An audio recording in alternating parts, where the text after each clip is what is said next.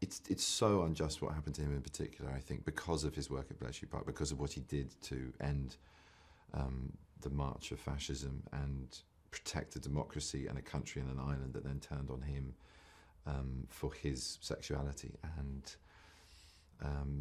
prosecuted him for it. And I think, you know, the film itself, though, I do think is thrilling, and I think it's very funny. I mean, I saw it in Toronto after talking a lot in press interviews like this before the evening, and getting to the theatre and then just completely, I've forgotten how funny it was. There was lots of laughter this morning. Well, that's good. Yeah. That's Yeah. good, because it may, Yeah. you know, different audiences, it plays differently, I guess. But I'd be excited to see it tonight, which is really exciting for me, being a Londoner as well. But the point is, it's part of the story, you know, this tragedy, and it can't be ignored, and it is what you should feel at the end of the film, because that's how his life ended. And I think, to me, there's been some speculation about whether it was suicide or not, whether it could have been a job, a hit from the point of MI6, as it was then, because maybe a man who knew too much was being exposed. But I think that's nonsense. I think when you look at what an extraordinarily sensitive,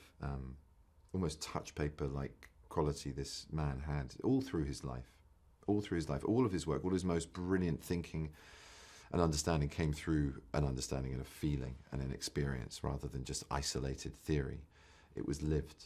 And to have somebody at the end of his life unable to express his sexuality, unable to work on the one thing he had left to him, for him to love, that stood for Christopher, that stood for the work and the love, of this boy that he'd fallen in love with at school when his, you know, burgeoning sexuality was becoming apparent. That unrequited love story, and to have that taken away because of how the estrogen was affecting his mind as well as his body. To be faced with nothing but the dark of night, nothing that he could salvage of his own identity. I think it made complete sense to me that he'd reached the end of his ability to live his life.